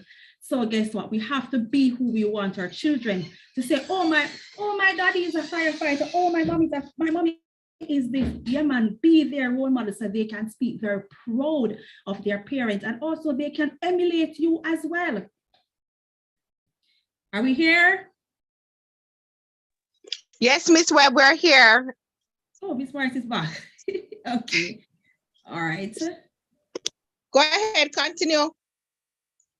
I think my screen's stuck. Oh, it's not stuck again. Restorative justice process. So Ms. Morris introduced the process first. And as we stated before, conflict is natural. And as parents, conflict is everywhere, even in our home. And once it stems from our home, it goes into society as well. So conflict is very natural and it happens every day. So how we introduce the restorative justice process, you must have an offender who is willing to participate or take some responsibility. So for example, a fight occurred last night. We as parents are watching the TV. Oh, typical example, World Cup has started. So I might be saying Brazil, my spouse might be saying France. When Brazil match is coming on, I don't want nobody else to watch the television. Or when France match is coming on, I am going to be selfish. A fight start. We reach police station. We go to the police station. An officer, you know, I never really mean it, but guess what, officer? I kind of feel away because film side of winner, I feel away because our officer, I feel away because she's supposed to say France. There you go. Officer would say, you know, I know a place that restorative justice, we're not willing for, we don't want press charge. They will say, no, officer, we not reach that stage, you're not charge business. Then officer would say, let me tell you about a place in restorative justice. This is how we would come in. Of course, who caused the harm? The offender. The person must be willing and wanting to participate. So we do not force persons. Persons have to naturally to say, yeah, man, you know, when we think about it, we can't sit down and talk about it. They must also take some responsibility. Of course, yes, miss, I take the remote, I'm a liquor, I'm take the remote, I'm just mash it in the wall, taking responsibility, admitting, owning the role that they played in the incident. Of course, there must be an identified harm or offense, whether it be the remote that was destroyed, whether it be he punched her in the eye, whether it be they fought and they assaulted each other. Also, not only the offender who caused the harm must be willing, the victim must be willing as well, or should be willing to able to want to participate. This is what they do now. Both parties willing to sit and talk about their issues. When they come to restorative justice, this is how the process goes. We listen to each person's side of the story individually, and then we have a face-to-face meeting with both parties where they sit and talk about their issues. What led to the fight? What would have caused you to fight? Also, they talk about the incident, what led them to start the fight, and also how they plan on fixing it, because World Cup continues until December. How are we going to fix it? How are we going to try and resolve it? When my team is playing, can we watch the match today? Can we enjoy? When your team is playing, can we enjoy it? So how they plan on fixing it. This is how it goes again. As I stated before, a referral is made at our office. Ms. Morris stated the stakeholders earlier, whether it be the school, whether it be the court, whether it be the police station, whether it be a community, somebody just feel the need to want to participate in the restorative justice process. They will walk into us. We take an intake of the incident. We have to call all the parties that are involved in regards to the incident report. Then we schedule the meetings, as I stated before, the individual meetings. And then if that is successful, we move towards having a face-to-face meeting. Referrals can come from anyone, as Ms. Morris stated before also. A referral was made right out of the Ewarton Primary School, and as such, we have developed a very good relationship with Ms. Christie and the other members of staff at the Ewarton Primary School, because the program and actually, or the process had actually worked for the persons who were involved, and as such, referrals can come from anyone. Organization or business places, the traditional court, your neighbor, your pastor, a justice of the peace, a family member, a stranger, a teacher, a student, guidance counselor, principal, anyone can make a referral to the restorative justice program or the process. The types of referrals that are eligible. We see threat. We have assault, OB harm, we see unlawful wounding. The COVID-19 has allowed us to get many more of these. We see money owing because people throw them partner, people throw round robin, people pay furniture man, and nothing come forth. So the money owing has come, the breach of contract, whether you and I had agreed to something verbally or written and it never got right. Oh my, the landlord and the tenant dispute. This is a frequent one as well. Family dispute, and we see one there, big, bold, and in red. Domestic dispute. And this has increased. We have heard the statistics over the news from the police everywhere.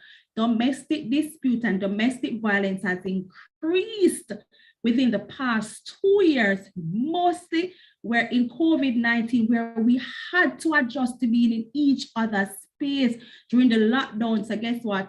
You are not used to your spouse being in your space. You're not even used to your child being in your space. And as such, the conflicts have started, the conflict developed, and it has escalated. We also see neighbor dispute, the land dispute. Everybody want piece of land. Everybody have fight over land.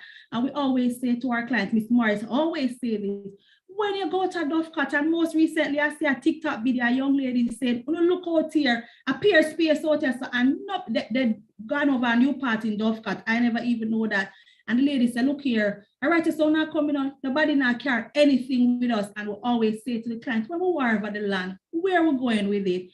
Fighting, we see fighting, that's another conflict or type of referral. We see quarrel, and we see many more disputes. But one of these persons might ask, so we don't deal with murder? No, we don't deal with murder. So these are some of the list of offenses that would come to restorative justice. And we're seeing it here again. Hold on there. Guys, yes, so my community liaison officer wicked. Yes, so she bad from the presentation. That's why bird can't fly upon one wing, you know. Bird can't fly upon one wing because my internet connection failed me. And she's doing a wonderful job in talking to you all on a real level, on the level that which we are living right now in Jamaica. Keep going, Sam. Thank you. So now in the schools, we are very much aware of what is happening in our schools. It's not rocket science. It's nothing that we're making up. It's starting from as low as the primary school level, where we see the gang, where we see the bullying, where we see social media, which has taken over our young people's lives these days. Many persons are referring to persons as social media influencers.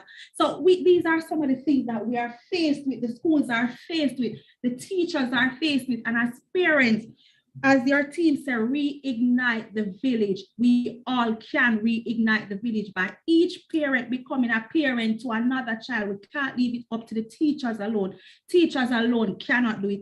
It starts from the home. So how we teach our children to relate to conflict resolution, then that's how they will also react at school. So let us start from the home. Let us build it from the home so we can actually, the teachers can have less time resolving conflict. The teachers can have less time telling our students how to behave themselves. So let us work on that. What do we want to achieve with restorative justice? Of course, there is an objective. Of course, we want to achieve something. What we want to achieve is behavioral change in the persons that cause the conflict or the persons that are involved in the conflict. Also, we want to see a cultural shift of people. So as some used to defend myself, or as some used to resolving conflict, but can we change from that? Can we look at it another way? So instead I'm gonna fight it out, instead I'm war it out, instead I'm gonna go down, instead I'm gonna lay with somebody, instead I'm gonna take out a scissors, instead I'm gonna take out a knife. Can we have a cultural shift to look at, you know, so when I look at it, I could do this a little better. You know, when I look at it, I could approach it better. That's what we in restorative justice and what the program wants to achieve. A behavioral change, cultural shift in society, cultural shift of people, so we can have a crime-free Jamaica. We get up every day and we talk about the crime, but what are we doing to resolve it? What are we trying to do to stem away from increasing the number of violence in society? It starts with us again as parents. Ms. Morris, you want to add anything at this time?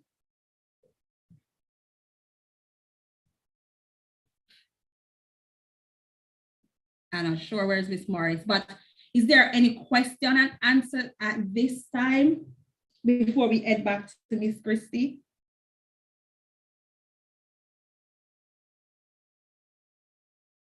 Any parent, you can open your mic. You're free to ask questions at this time. Yes, I saw a lot of persons. This is Miss Morris. A lot of you were typing as we were talking. Are there anything, is there anything, or are there any things that have stuck out to you in the presentation? Is there anything you want to comment on? Is there anything you want to know more about? The floor is open, or the microphone is open at this time. First of all, dialogue. Come, parents, talk with us. Let us know what's going on.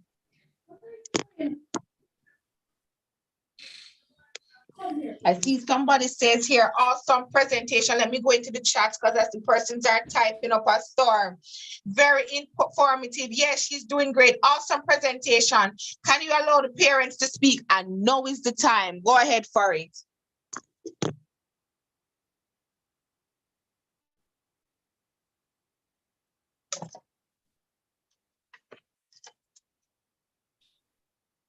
Or not. Hello. Okay, the microphones are open now. So parents, if you're interested in asking a question, just indicate, or yes, do raise your hand. For those of you who can manage that feature.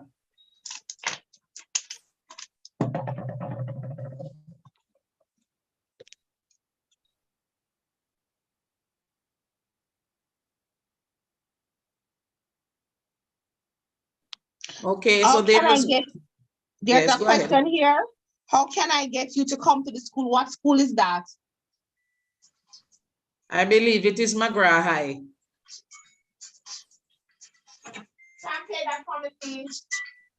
Yes. So Miss Morrison Webb, you can go ahead and put in the chat how they can make contact with you.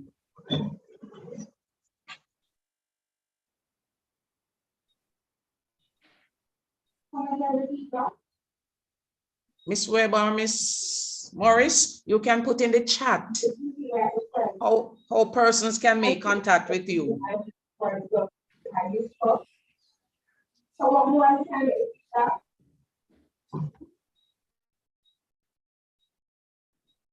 You sound a bit muzzled, but I was just saying that you can put it in the chat.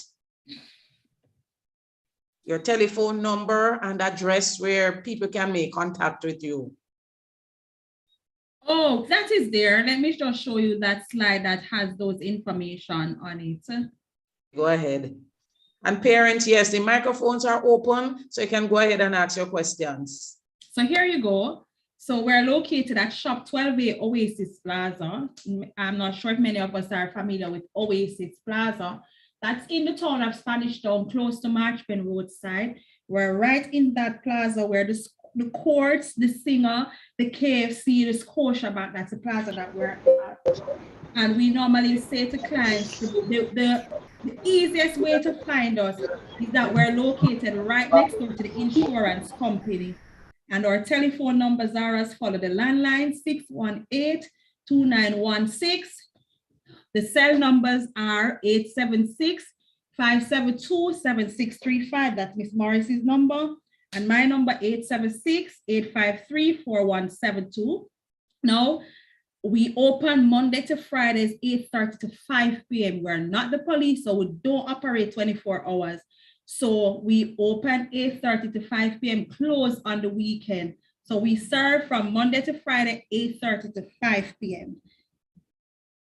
And if you want to see the person that you're speaking with, you're not going to see their faces. So you're able to match us. There you go. So that's Miss Morris and that's Miss Webb.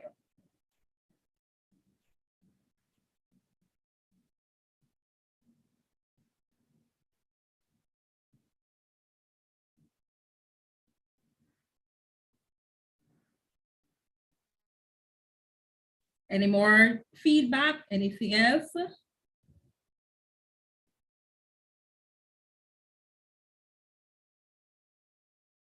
Thank you very much for the comments. I'm seeing the comments, very informative, awesome presentation. I guess Miss Morris' internet is out again.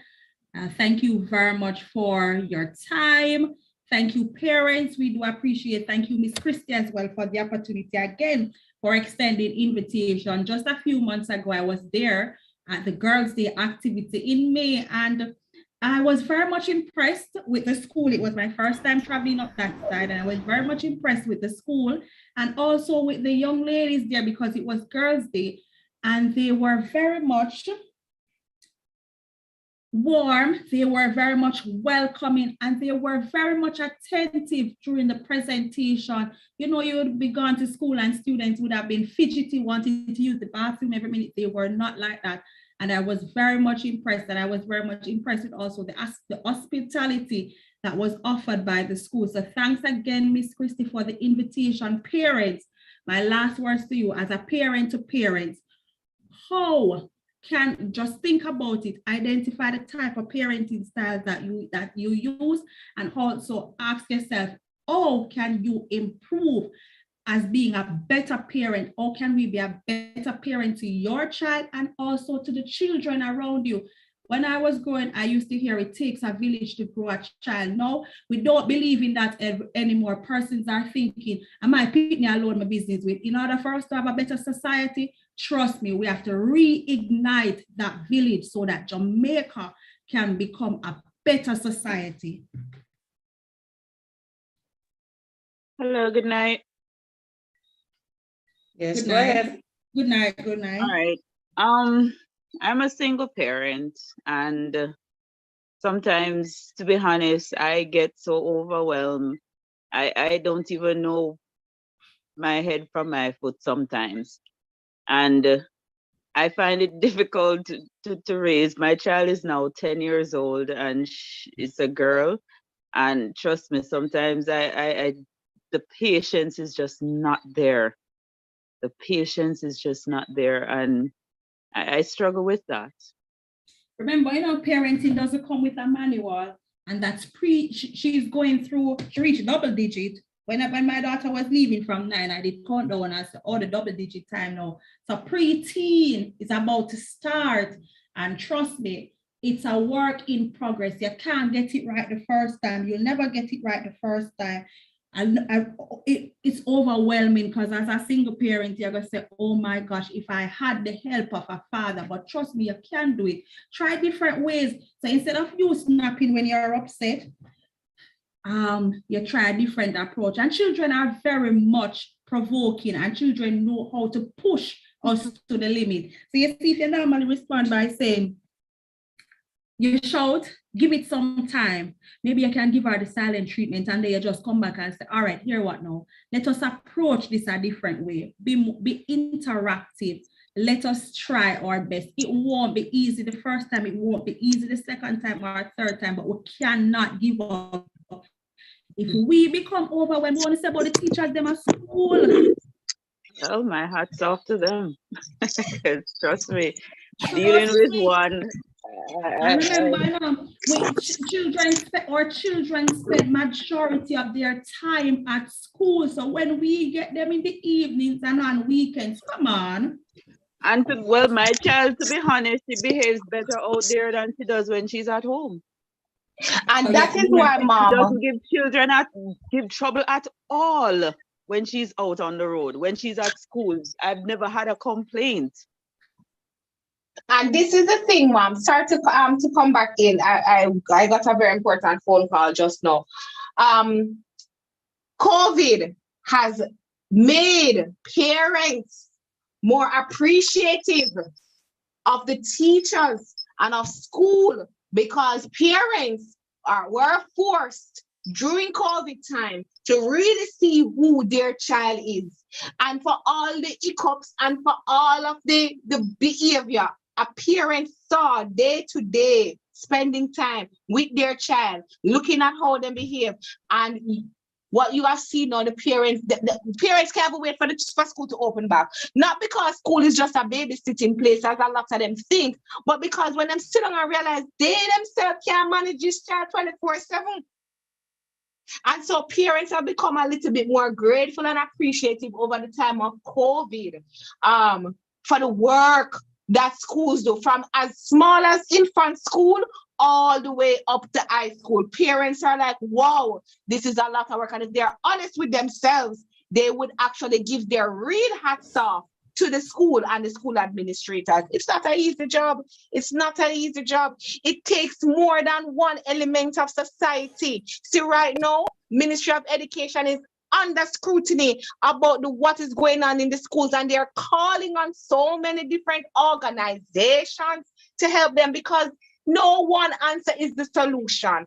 If the family is the cornerstone of society, it is going to take more than restorative justice to fix the parental issues or the issues in school. It is going to take more than the parents association to fix the issues in the school. It's going to take more than the church. It's going to take everybody coming together, working together, and parents have to be able to can take the scrutiny, because in order for change to be evoked, you have to be able to take the mirror, look at yourself and say, no, some feel a part here. You know, so that part here, I'm not so strong in that part here. Teacher, I need little encouragement and empowerment, because I don't know if I do a good job. Parents, give yourself little grace. You are raising another human. You know all that is. You know all that is another human, and I want robot you're raising up. And next human, give yourself some grace, but you have to maintain being firm, and you have to maintain being fair, and you have to ensure that if you don't work today, as Miss Webb said, try tomorrow, try a different technique. If you normally shout and carry on and become loud with your child, become soft with them. Make them say, Mommy, I want here tonight. One of them, Mommy never liquid. Yeah, man. Children can adapt, and so and parents, you can adapt as well. Change up your routine on them. Change it up and see if you get a different kind of vibration on them. If you always a beat, try have a conversation and see if that work. Will that work better? Some children respond better to conversation than beating, and certainly, as I said earlier, raising a boy is very different than raising a girl. The tactics that you use with a girl, you cannot use that with a boy, because boys respond very differently. And so as a psychologist once told me that when you are disciplining a boy, or you're reasoning with a boy from as small as primary school all the way up to a young adolescent, do not stand directly in front of him in a confrontation stance, or you're going to get he's going to have his guard up. You want to level with a boy, you sit beside them. It is less harmful. Men by nature are hunters. And so they are, as by nature, their instinct says that some is in front of you looking confrontational. That means that get ready for your confrontation. You want your sitting arrangement when you're talking to your sons to be a little bit more relaxed. That way he is a little bit more relaxed. And by sitting beside him in a more relaxed environment, you can be firm and fair, and that be more effective than you being confrontational. Because trust me, remember, we were all children once. None of us don't born big. Not one of us. As much as we might think we're born big, we're not born big. Children, they will tell lies. We know this. Children will hide the pencil. Children will say at $50 them they find and $100 them take up. Children will say them brush them teeth when them never brush them teeth. Then we say, Mommy, me eat off the vegetable, and them know them give the dog some of the vegetable to eat, or them throw it in the garbage bin. We were once children. So have grace. And have grace on yourself, and have grace with your children. Allow them to also make simple mistakes. And that's one of the things with parenting. We don't allow with children to make little simple mistakes. We put back them all the time. Allow them to make the mistakes with room to learn and grow from their mistakes. Remember, being a restorative parent is being firm and being fair. We don't want to be an uninvolved parent, because those kind of parents is what breed the negative in society, and the gunmanship and the crime elevation and the murder and the scamming. Uninvolved parents or permissive parents are parents whose foot is on them child Not in the authoritarian way, but them foot on them, meaning that you're with them right through and through. Get them do something wrong, you're there to correct, you're there to fix. You're not lowing up nothing, because if you don't, what them say, if you don't bend the tree when it's young, when they grow old, there you go. And it is no more than ever in society. We are seeing this. It's like from with grandmother them days, it's like everybody can bother be parents. You see younger and younger age of it. Missy little boy, I tell him mother, shut up on plaza. Walking on the plaza, you see, I tell the mother, shut up, and the mother, she a trace back the child. Or if you trace back a child, or if you quarrel back with a child, you are the mother. You are the father. When you look, a lot of households have all the mother them see there's no father, mother and sister and cousin. Not one male is in that household. Not one male is showing a young man. And as them say, a mother cannot father a child. And that is not a lie. A mother cannot father our son. It is a father that father them son. We have seen this. A mother their child. A mother their son. A mother cannot. So all of the single mothers that say, me a mother and father, you are just a mom. A boy needs a father. A boy needs a father. We have seen this. Psychologists have told us this, that a mother cannot father a boy. There are things that young man have to learn from another young man. And I put it this way.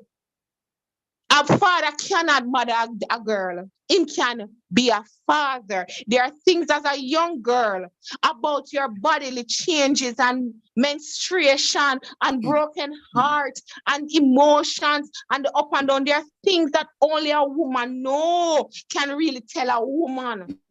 So as much as you have a male, for example, to stretch a little further, as much as you have a male gynecologist, a female gynecologist get by the tone in your voice and the shakiness in your voice and you're scared. She understand more because she too have breasts and she too have reproductive organs, vagina, etc. So she understands your plight better than a male doctor. Yes, them both go to the same school, but gender identity and gender familiarization and gender understanding is very different, and it goes the same way with children. A boy needs his father. And unfortunately, in today's society, there are so many broken homes. The fathers are absent. What you have a lot of times are sperm donors. You meet a girl, you have intercourse with a girl.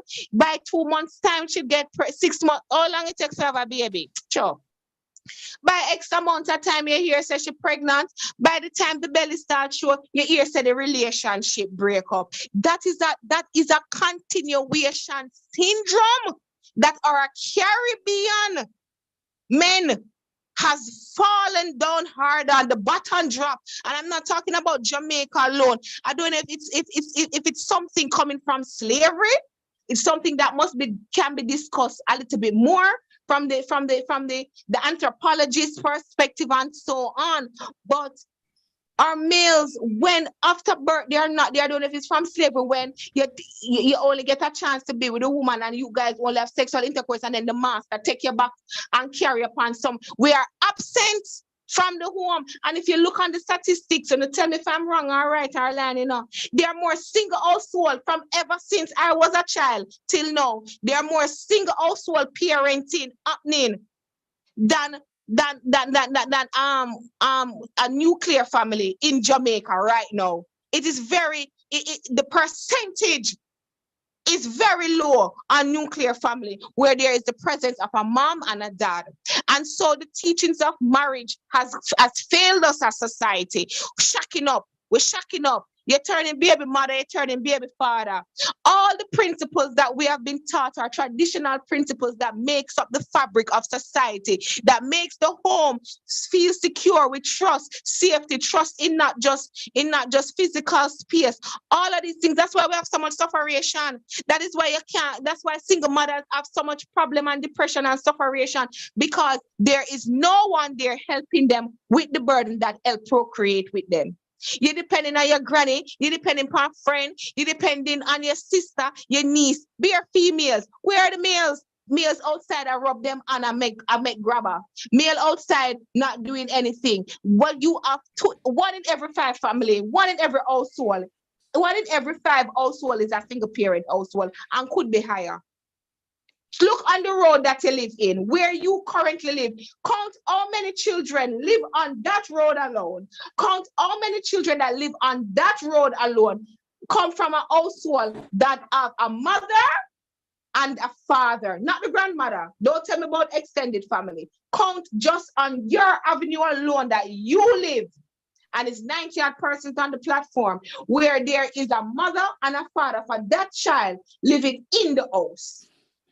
And so as the world change and global expectations change, some of our factors and tenets that are important has died and new things rise. Right now, the world is like one big, the world don't even feel real because the world has become so caught up in the fakeness and falsehood and false stuff of technology and social media. The world doesn't even feel real anymore.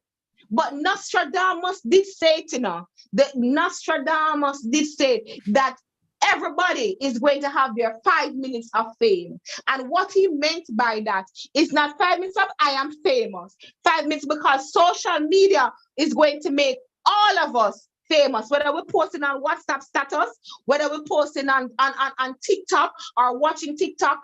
So as much as social media is built for positive interaction and global change, it serves as a damaging tool as well. And so parents, all I can say to you tonight as we close is keep doing the work.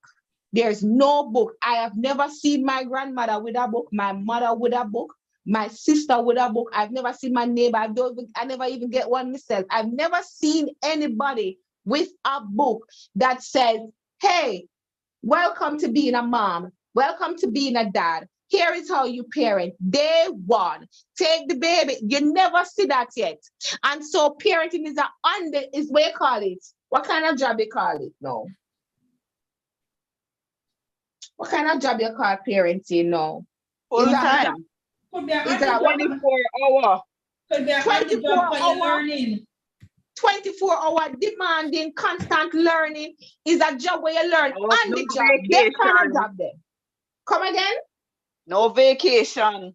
No time off. There's no vacation. There's no sick leave. There's no departmental leave. There is none of that. Either.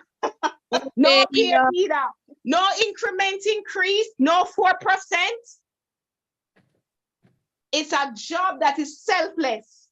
When you tired, once your child say, mommy, my head hurt me, you have to get up out of that bed. Once you tired and your child say, mommy, I feel like my belly hurt me, you have to find yourself a children's hospital or Spanish Town hospital. So parenting is a selfless job.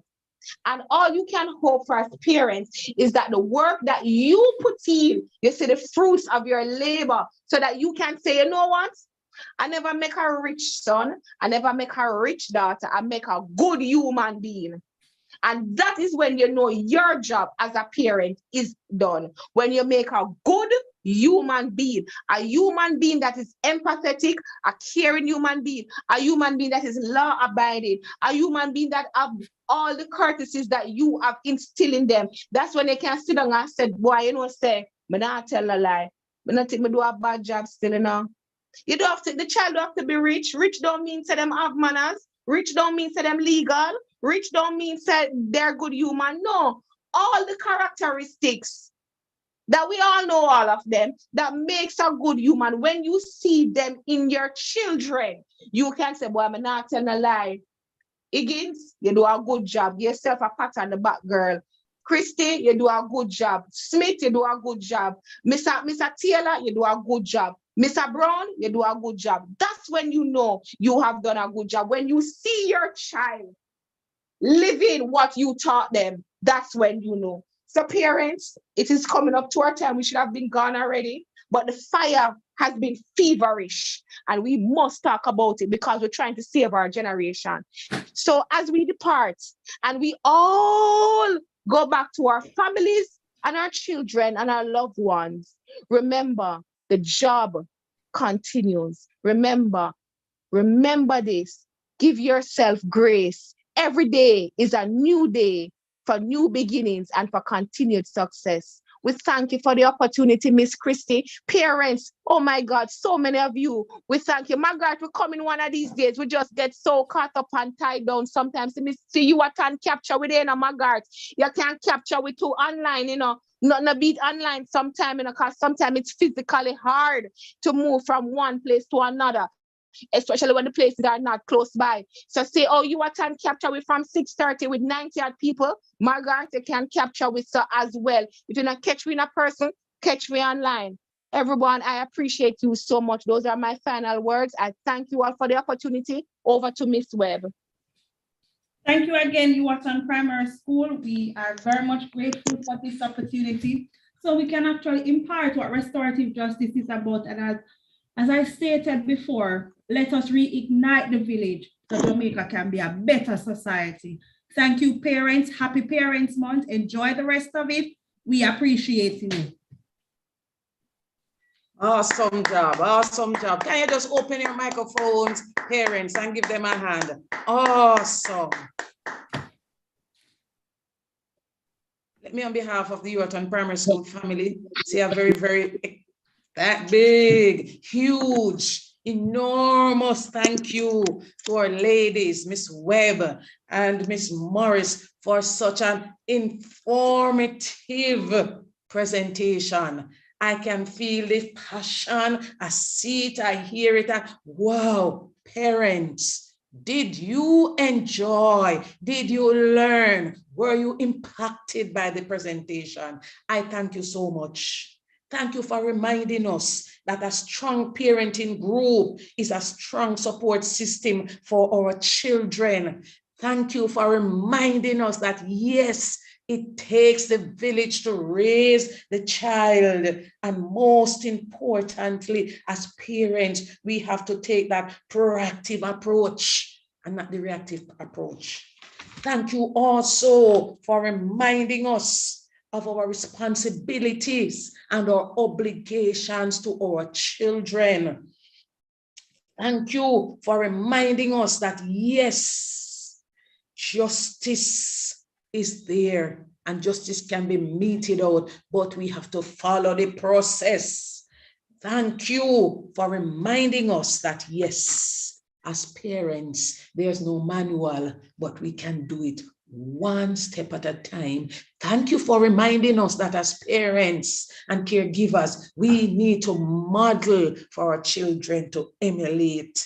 And in order for them to be productive citizens who can contribute meaningfully to our society, to our Jamaica land we love, and to the world, we have to be there to give them the needed support. Ladies, we thank you. And to close off, I'm going to invite Mrs. Stewart to give us a short video presentation of one of our own little babies. Just loving your parents and telling you how much we value you. Thank you. Mrs. Stewart.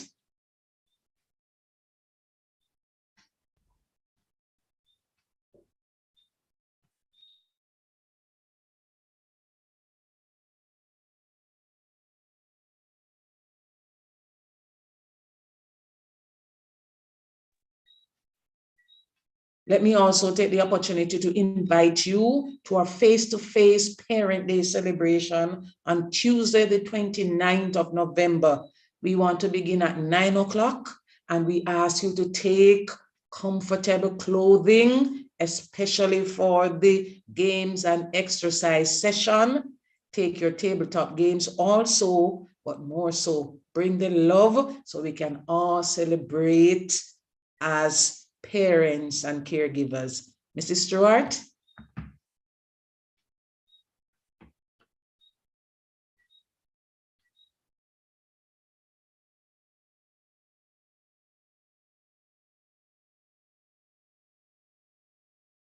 She's having a little challenge, miss.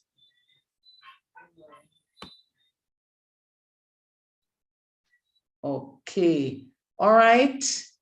Parents, Can we just close with the chorus? You're my brother, you're my sister. So we ignite the village by lighting that flame, that candle. You're my brother, you're my sister. So we take each other by the hand, and whatever you have done as a parent that really worked, you're going to invite and encourage other parents to try, so that we can see our children being molded and nurtured into worthwhile citizens. You're my brother, you're my sister, so take me by the hand. Together we will work until he comes. There's no power that can defeat us when we're walking side by side. As long as there is love, we will stand. Ewarton primary parents, we have a good relationship going on, and we know that we can together ignite more of that which is needed in our society and in our community, so we can have children that we are proud of. Thank you all. Do have a good night.